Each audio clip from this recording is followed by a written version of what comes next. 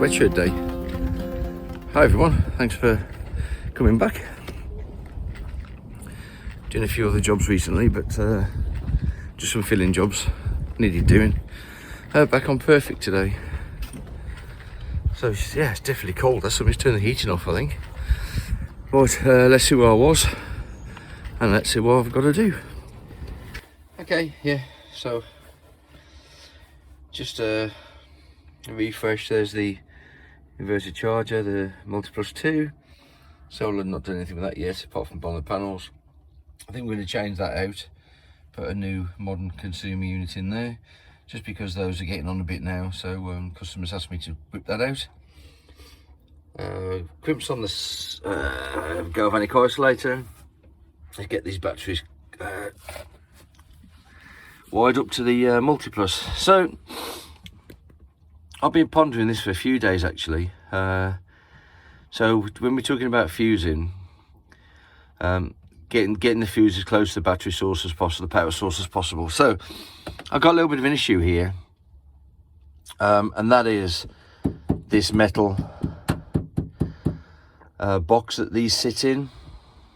So bear with me a little bit, and there might be some that disagree, but there you go.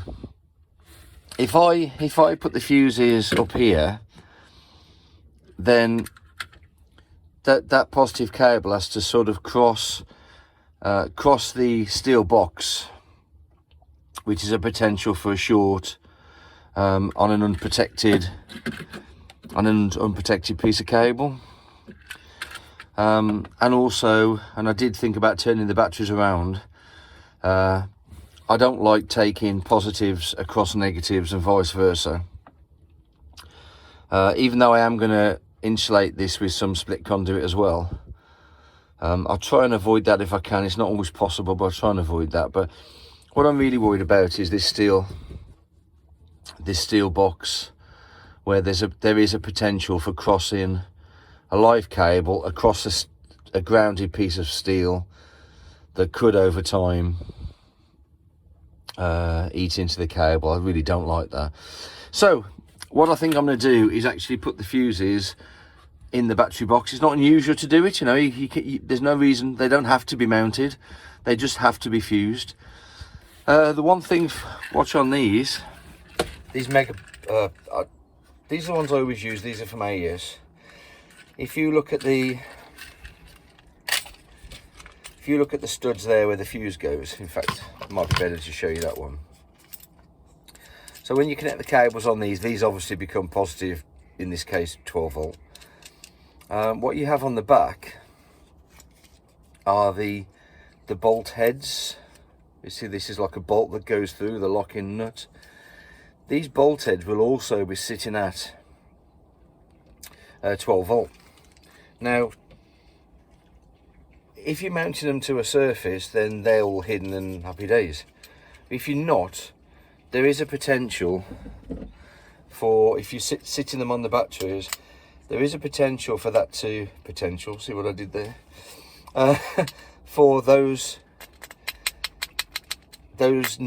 bolts to actually contact something on the ground side or something else. So what I'm going to do in this case, because I've not really got anywhere to mount these fuses that I'm happy with, I'm going to put them in the battery box, which is perfectly okay, but I am going to fill these of silicone so they are insulated, so there is no chance of these touching down on anything. Of course, I'm going to tie up everything down so that they're not going to be floating around doing their own thing, but bib and braces to make sure that there's no chance that those are going to come in contact with the ground. Okay, so I'm going to get all these cables measured. Oh, I've got to find a home for the isolator as well. There's something else. Where's that? Right, so I've got a Durite isolator. I use these quite a lot for, let's say, medium-sized inverters. Quite a beastie. But why do I use these? Well, okay, these are rated at 300 amps. 250 amps per switch. So 500 amp switch. but it's a 2-pole switch. 2-pole switch, what? So that they're basically 2 different switches that operate in tandem. Why is that? Well, there's 2 cables going up to these inverters. There's 2 positives, 2 negatives, and if you want to isolate them, you want to isolate them both at the same time. Why is that? Well, if you were to isolate one, then all the power being taken by that inverter is all being pulled now down through a cable that's not big enough. So you want to isolate them together. And there are some. This might be sort of slightly contentious as well. I decide to fuse each cable individually. So my logic behind that is fuse it to protect the cable. Nothing else. Fuse it to protect the cable. So if I've got a cable, not this, if I've got a cable connected to this that's rated for, let's say 400 amps, and I put a 300 amp fuse in there, I know this is going to blow before this catches fire. 2 fuses in parallel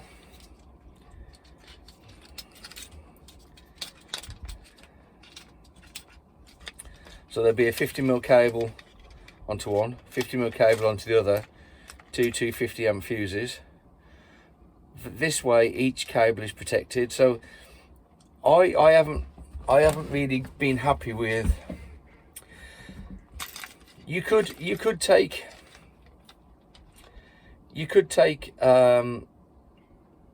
2 big cables, 50mm cables, to a large fuse, let's say 500 amp fuse, and put them onto one stud. Now I don't like that, because what happens if one of those cables, let's say the lug becomes an issue and there's a break in that cable, or there's a bad connection on that one lug. Now all the load is taken by one cable and is protected by a fuse that's far too big for it. So because the cables are separate, and this may become a bit more clear as I go through, because the cables are separate going up to the inverter charger, I put separate fuses in.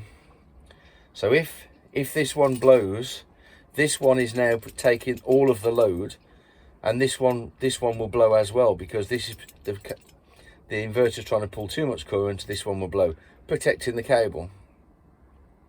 In normal circumstances, the current will be shared between the two. Well, that's fine.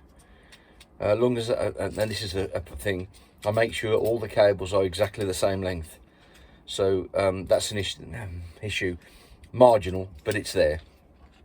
The cables will be the same length. So these 2 fuses will go to the isolator, and when you turn the isolator off, both of those circuits are broken, disabled at the same time. Right, there's my logic. And I've thought about this quite a bit. Haven't really come up with a better way of doing it. Fuses there protect the cable, nothing else. In that case, has to be 2 fuses. Right, now I know I'm going to do those fuses. Finding a home for this, yeah, that might be an issue as well, because the way they mount, they stick out quite a bit. But you know, it's the thing for the job. So let's see if I can find a home for this. Well, I'll start with the negatives. They're the easier ones. Get them out of the way.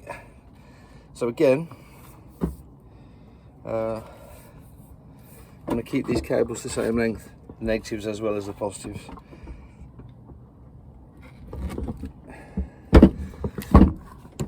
So these inverters,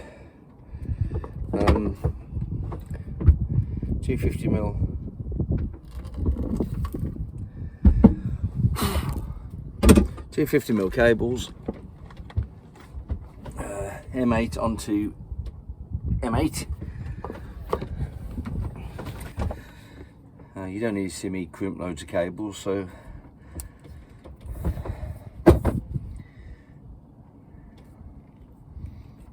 at least the sun's out. It's getting that time of year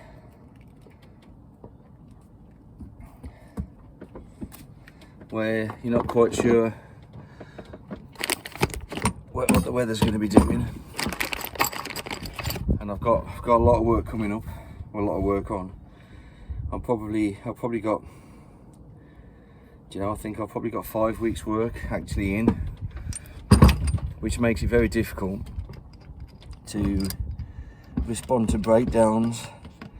And it's one of those double-edged swords really. And I've tried to do this in the past. Do you leave room for breakdowns? And what if they don't come in? Then you've got to try and move jobs around to fill in gaps. And then if you did that, what if a breakdown come in then, as you've just moved a load of jobs around? So it's a bit, it's a bit awkward balancing jobs. I always find very difficult. Always find difficult. I've got a lady now that's got a problem out on the canal. Not charging a starter battery and stuff, and I'm like, well, do I leave these and go and do that? And then it just throws you all out completely, you know. And it is an important job, because you can't move to do pump outs and get diesel and stuff. So yeah, I'm pondering what to do about that. But hey ho. There's only one of me down here, and it's not enough sometimes. There's another good electrician that was down here, and he's moved up onto the Narrows, and that really affects my workload and what I can do. So this is the split conduit that I use. It's available in quite a few different diameters, and you can get it split or not split. I always get it split. It's quite difficult to get on if otherwise. So what this actually does, it acts as another layer of insulation.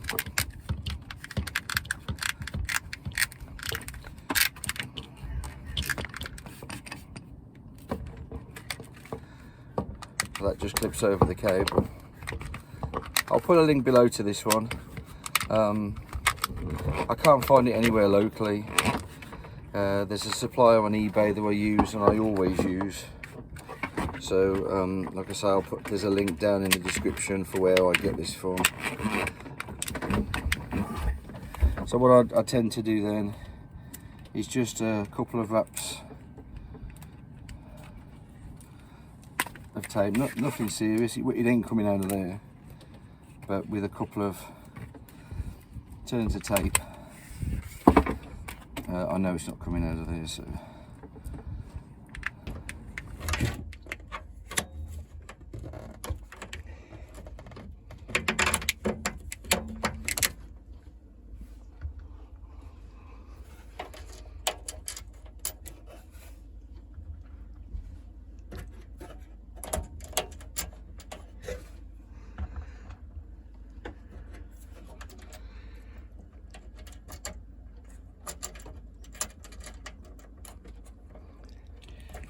So just looking through the Victron manual, just so you can see where I've got my numbers from.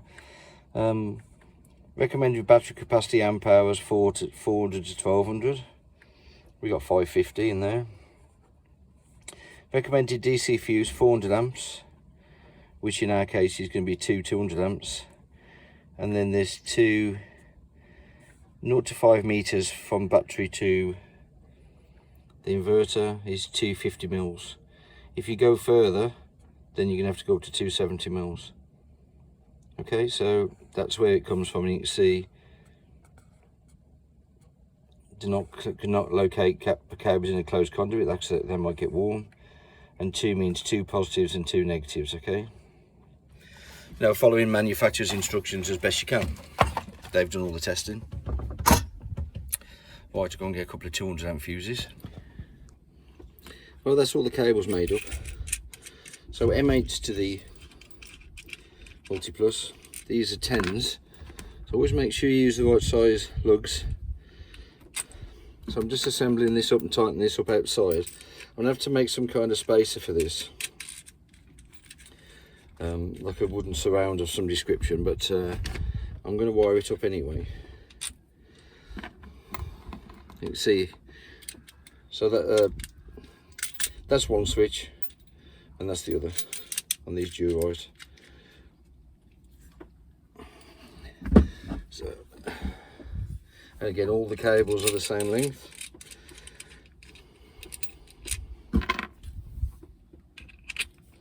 Even though they go into very different parts of the battery bank.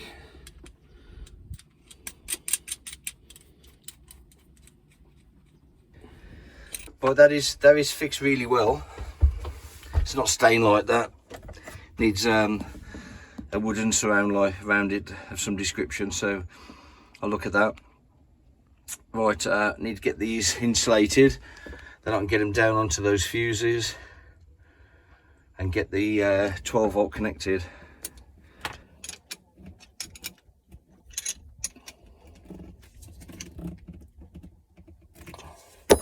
So before we make that at all live, we're going to make sure that cover is on. And also, I've got some of this left over from those solar panels. I do use new tubes of this when I'm bonding panels down, but very often there's a bit. So just the back of those screws there.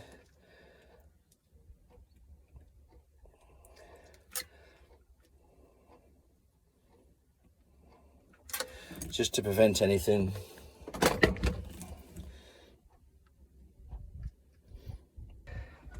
Right, there we are so far.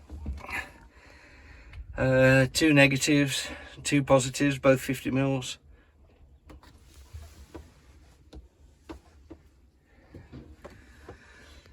That red cable going down to there, red and black, is just the temperature sensor that goes onto one of the negatives. I'll put the earths on there in a minute. I'm going to do that now. But that's pretty much 2 fuses, both 200 amps each. Battery bank balanced to a degree, but real world balanced. All the cables are the same length, all the cables are the same size, all the lugs are correct to the stud size.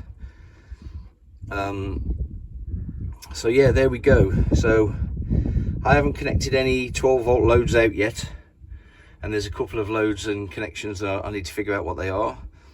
But we do that in a second. Right, I'm going to get these earths on, get the earth on the mppt, and then we can get these batteries up and charging. Just connecting all the earths now, including the one to the, where's my crimp tool, mppt, which is just a small threaded hole on the heatsink there. So yeah, that just tightens on there, look.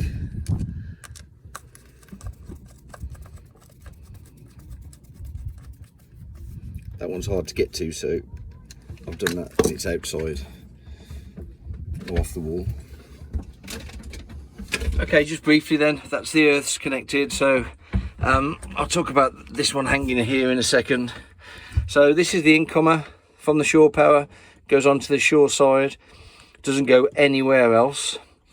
And then basically all the other earths will come off the other side of this galvanic isolator. So the earth terminals on the inverter are earthed, the case is earthed, also up to there the case of the MPPT is earthed, the earth bar in the consumer unit, which we are going to change, that's all earthed as well on the downstream side of the galvanic isolator. So the other one is this 6mm that I've just got curled up here.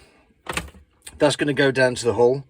The only reason I wire that in 6mm is it's got a bit more mechanical strength than the little 2.5, the incomers on our shore power. So I generally put a bigger one on there just because it's that bit stronger and that little bit more resistant to damage. So typically I'm upside down. So there's the connections from underneath. You can see T-sense and V-sense. T-sense is temperature, which is what that probe is. So I'm just going to connect that. These actually unplug. So I'll wire that in and plug that back in. Then that's the battery temperature sense connected. Oh, damn awkward, but there you go. That's connected there. Okay, I'm not going to power up just yet. I've got to fit this Multiplus remote panel. I fitted one of these yesterday on a Quattro. The installation is pretty much the same as that, really. I didn't film any of that because I knew I was going to do this today. So what have you got? Basically, you've got an Ethernet cable that goes from here all the way down to the Multiplus. I normally keep a variety of them installed at 1 meter up to 5 meters, which is normally enough to site this somewhere. The switch on these is sort of underneath the inverter. A bit awkward to get to, and you can't really see what mode it's in very easily. So this mimics all of the LEDs that are on the front panel, and also you've got charge only, which is where you leave it in when you're on shore power. You've got off, which is off, and you've got on. So those modes, charge only is exactly that. If you lose shoreline, it won't switch over to inverter to power the loads.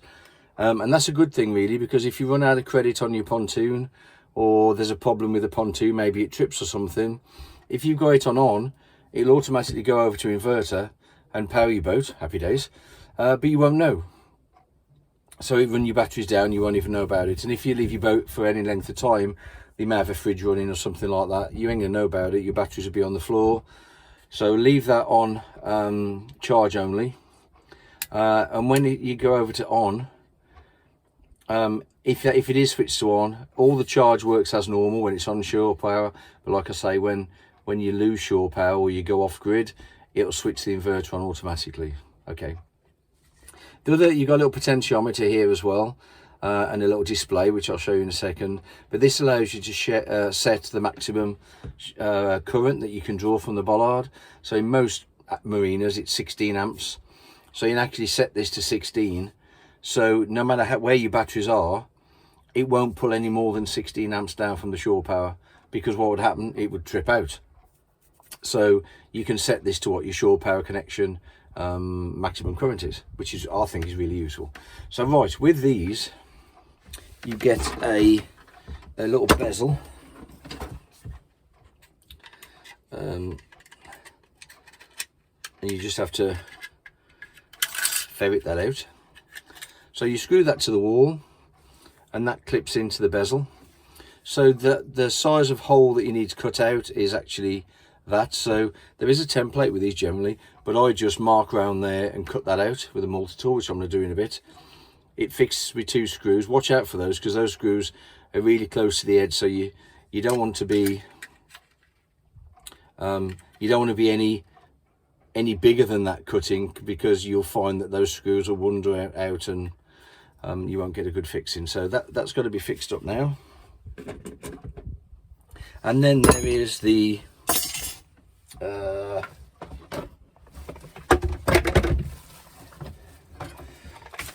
then there's the colour jacks that's also got to be mounted to the wall. Nice little display. This will plug into the Cerbo GX and give you all the information on your solar, current in, current out, 240 current, all that sort of stuff. So that's got to be mounted there as well. And I think I've just got enough room under that head unit to get those mounted. So I'm just going to check on that, and then we get those holes cut.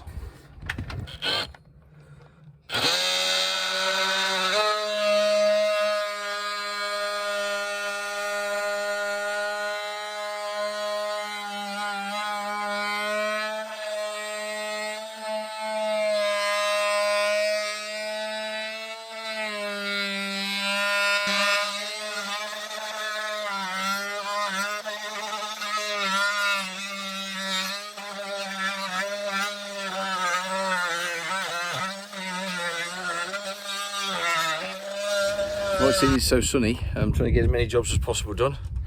Just drilled a hole foot there for the solar cables to go through. There's the roof gland there, which will go over that. If you can see, it will sit sort of there. The reason it's there, I managed to take some of the woodwork off inside. Very often you can't get under the panel, so you'll see some cables of some description. So I run a bit of conduit around those, but it's just the way it is. You know, the good thing is I've not got any conduits or anything down the roof because it's all right at the back. So yeah, I managed to get some trim off the inside, which allowed me to run along inside and down rather than a piece of pipe there, which I think will look a little bit neater. Oh, it has bonded down now. Let that go off overnight, a bit of a plank on it, keep it weighted, and a bit of tape just to keep it where I want it so it doesn't, because the roof's sloping, it will slide off. So right, not going to connect them up now, I've got other things to do, but while it was sunny I thought, hey, let's get them drilled, run the cables through and I'll carry on inside. Right, so that's now powered up. Shoreline is connected. I've got some checks to do on the 240 before I make all that live, mimicking the LEDs on the Multiplus itself. And you can also see that our current limit is 16 amps coming in. The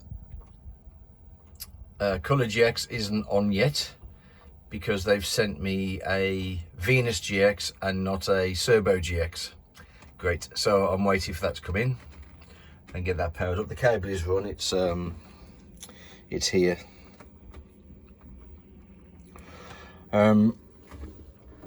So yeah, everything's chugging along. Well, that's all bonded down from yesterday. Bit of conduit just to protect those cables and make it look a bit neater as they go under the panels. Panels are all wired now.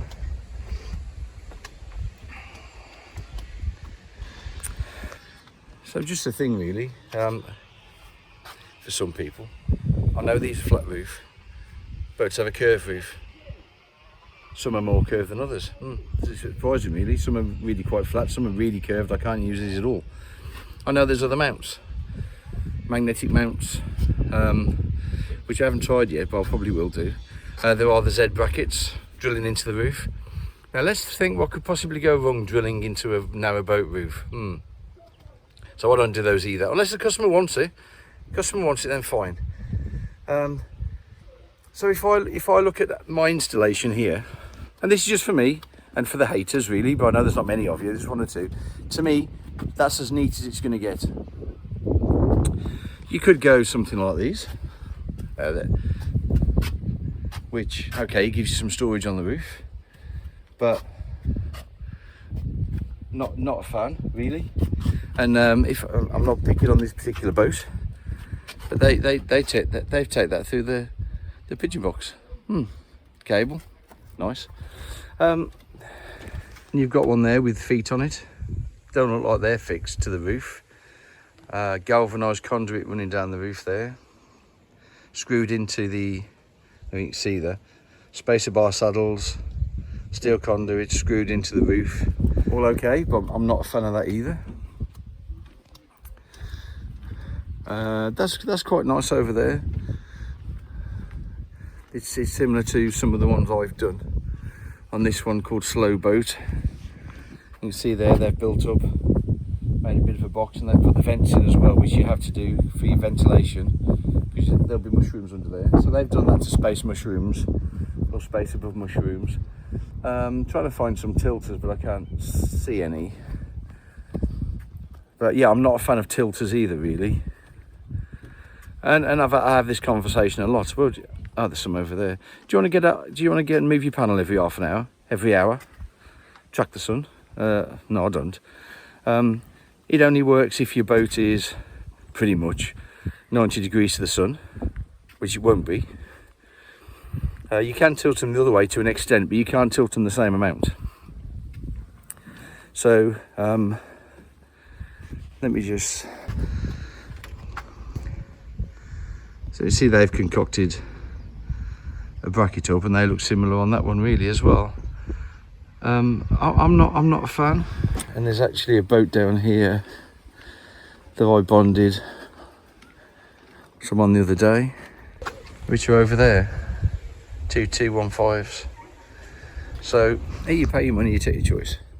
So yeah, that's what I do. That's what most customers, when I have a chat with them, you know, the best average is flat. That's your best chance of catching the sun. Yeah, okay, if you're on a permanent mooring and you know where the sun is, then maybe that's a thing.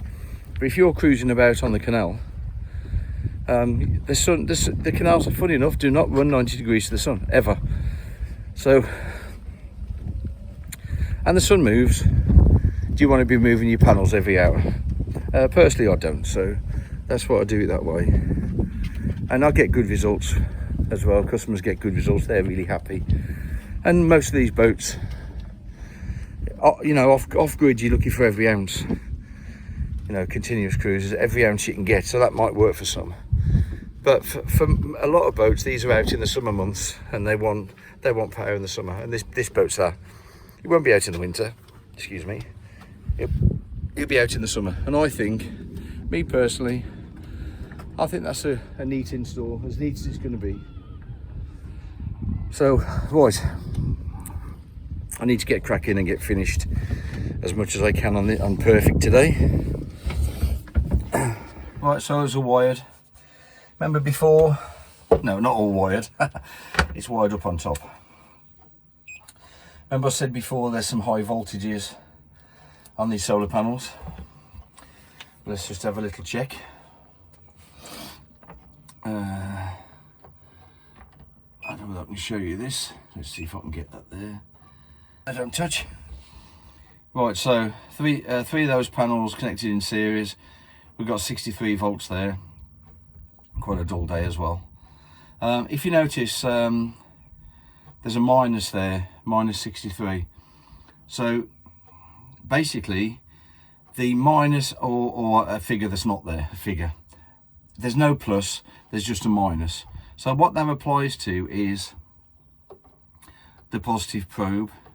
So what it's saying really is the polarity on the positive probe is actually the minus. So if I swap those back over and just reconnect them up. Right, see how the minus has gone away? Which means that the cable that the positive probe is on now is the positive. Okay, so what I'm going to do, so these are live, 60 volts DC. Yeah, you'll feel that, or can do. It is an isolated voltage though, so that the negative, I can touch this, and because that negative is not connected, there's no circuit. Okay, so I can touch this quite happily. But if I was to hold the positive and the negative together in different hands, then now I've got 60 odd volts DC across my body. So give that a lot of respect. If you don't know what you're doing, don't touch. Right, I've had a lot of comments on this switch, which is, let's put this to bed, shall we? This switch here, it is only a switch, not a breaker or anything like that. It's just an isolator. Right, so I've had so many questions that say, is that rated for DC? The ratings do not mention DC. Okay, let's get that right out there. That is a 100 amp breaker. No, an 100 amp isolator. Designed for 230 volt AC. Okay, 100 amp. The maximum I'm going to put through that is 10 amp on the solar. So it's 10 times less. Now, see, people seem to get a bit confused on, oh, you can't use that for DC. There's light switches all around this boat, and everybody's boat that are used on DC, perfectly happily. But the currents are much, much less than they're rated for. So this is the thing with AC and DC. If you put AC on that and load it with 100 amps, it'll be fine. Obviously, it's rated for that. You can do the same with DC. Current is current. There's no, the only difference is AC, it's going one way, then the other, one way and the other, 50 times a second. 60 if you're in the US. DC just means the current's flowing one way all the time, but it's still 100 amps. Let's not make that mistake. Still 100 amps. The reason that they're not rated for DC is A, it's a domestic thing, so why would they bother testing it for DC? Who's going to use it apart from me? But it's about what the problem becomes on DC and AC, or using AC things on DC power, DC voltage, is with AC it's going sort of positive, going through 0 and coming back negative again, so it's swinging positive negative, but it's going through 0 every 50 times a second. So at some point as you open that switch, the current will go to 0. So the arc can be, it's almost self-extinguishing. It won't maintain an arc. Well, a DC, because the voltage is there all the time, as you open, you've all seen those horror movies, Frankenstein, so as you open the switch, that arc can be sustained because there's that power is still pushing. Okay, so that arc can be sustained. So it very often means, or does mean, about its braking capacity. So DC switches, they tend to have very quick acting, well AC as well, but very quick acting contacts, but also the distance, the throw distance is also much more. So a few things really. 10 times overrated this switch is for the DC application I'm using. And also, we don't break that circuit under any kind of load. That's there just if somebody wants to work on the, and nobody's ever gonna want to change that. Unlikely. I've changed one, I think. I've replaced one in 5 years. It's just if you want to work on that, you can isolate the solar power coming in, and also because there's a fuse at the batteries, you can isolate the 12 volts that end as well. So then you can work on it safely, or take it out, swap it out. It's only for that. You don't break AC, so you don't break solar panel circuits when they're under load.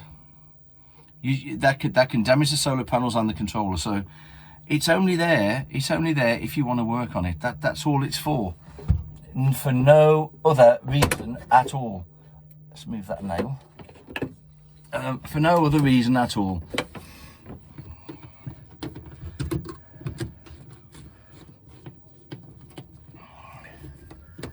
And another thing, these are clamp terminals, okay? Clamp terminals. They're not screw terminals. They've got screws in them, but they are clamped. So you don't have to, if you don't want to, put bootlace ferrules on these, because they are clamped, and they don't suffer the same problems as your screw type chocky block terminals. Let's make sure I've tightened all these. Just a quick, I'll call it a sanity check, just to make sure that I've tightened all those up before I put that cover on, because it is easy to forget stuff. Put the cover on, so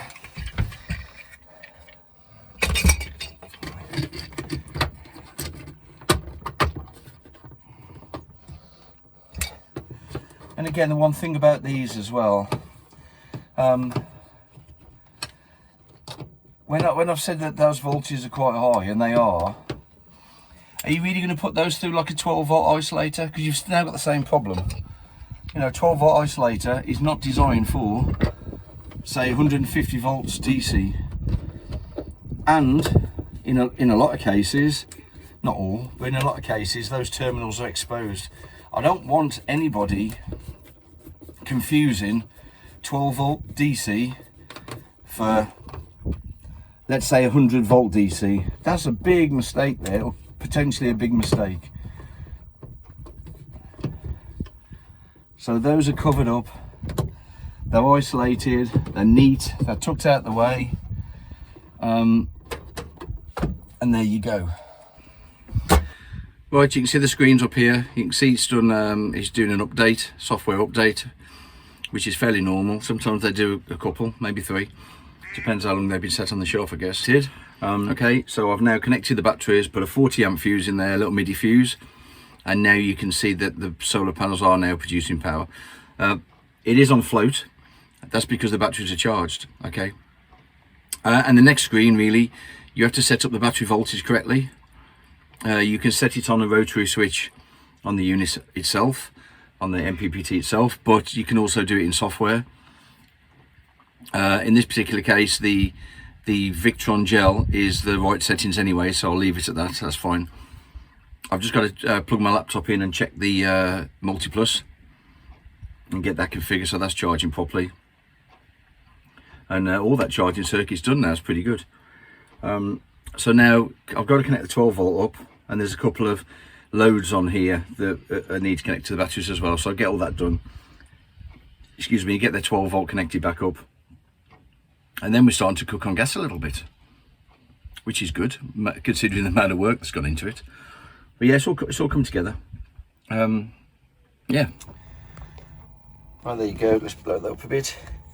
I've found when you've got the control panel, this thing here, connected, it seems to be a little bit. But anyway, that's the. I've disconnected that, and everything seems to be fine. Sorry about my reflection in it. Hope you can see that. All I really want to do is just check the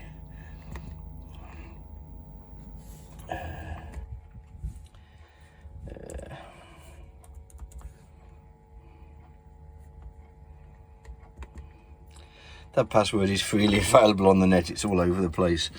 But anyway, right, I want to look at the charger. Where are we? So we want to be, yeah, so we're okay. 14.4, 13.8. Lithium batteries is off, storage mode, yes. And we want to make sure your equalisation is turned off, because we don't want gel batteries being forced to equalise, so that's okay there.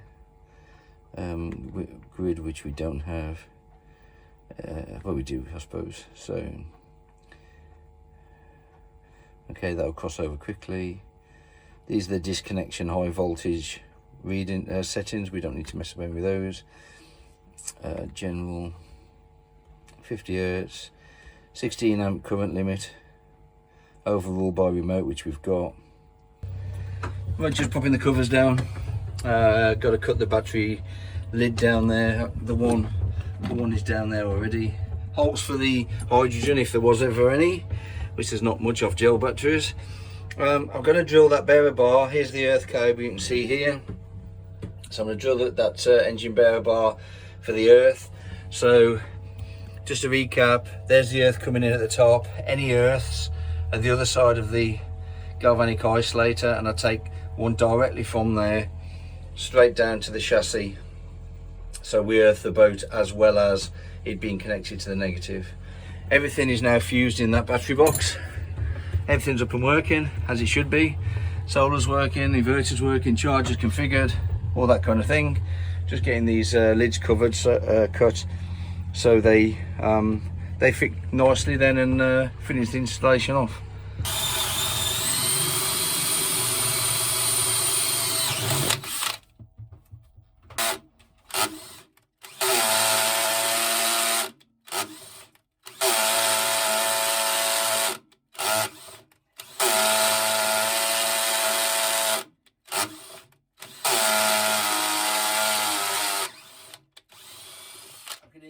Mechanical boys going, oh no!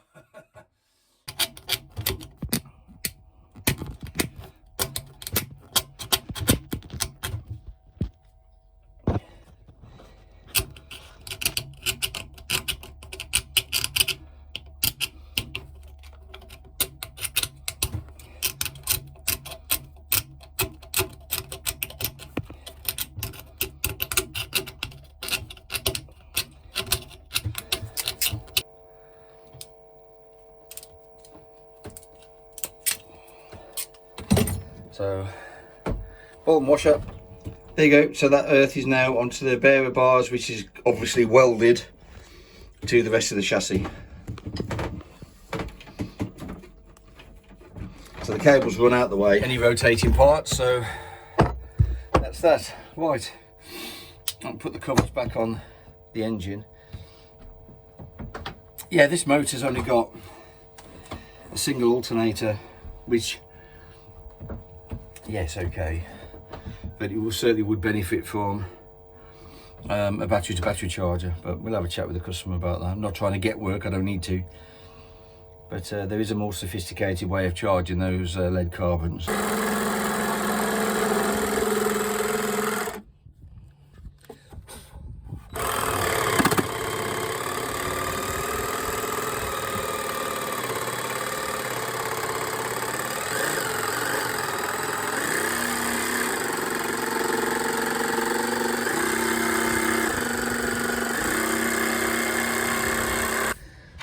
Right, a few bits and pieces left now. I've just added some side brackets to the solar. I was just waiting for them to come through, so I'm just adding those on the solar panels. Yeah, so that's probably it for Perfik. I'll show you when I come back and do the GX colour, and well, you've already seen I've installed it. When I come back and do the GX colour, okay, typical bloke, can't do two things at once. When I come back to the GX colour and the Cerbo GX, I'll have a new video on that one, just on that bit, and configuring that, because there's a bit to that. So everything's on charge. The solar charger and the inverter charger is all set to the right parameters. So that's all ticking along. I've tested all the sockets in the boat for polarity, on shore power and on inverter, so that's all good. You can see I've bonded the earth down, and I've checked that at a few points in continuity, so I know that that's a good connection, which it will be. Tested the RCD, and I've also got a unit that tests the RCD functionality and trip time. As usual, it trips the bollard out before the boat, but you know, it did trip the one out when I just had it on the inverter. So I'll cover that at a later date, I think. And I'm standing here jabbering like I've got nothing to do. So I'll cover that at a later date. It's a specialist piece of kit. You wouldn't normally DIY wouldn't normally do that. It's something that we checked. That button on the front is not really a proper test, because it doesn't test the actual earth. Turn you around again, because I'm doing 3 or 4 things. But with a proper test meter, it does actually do a trip test through the earth. So let's get that in. Right, okay, so while I just fix these last few brackets in on the solar panels, I think I'll love and leave you, as my mum used to say. Not quite sure what that means, but hey ho. So I hope that's been sort of informative, and it gives you a clue on the amount of work just to do that. I haven't added the hours up for you guys. I've done it for the owner, obviously. It's something like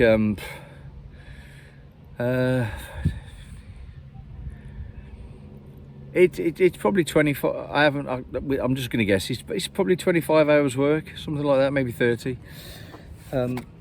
So you know, a fair bit, and it's, you know, it's a fair outlay as well, with all the component parts as well. Are you still over there? Yep. So it's a fair outlay for the owner, is that? But you know, they future-proof their boat.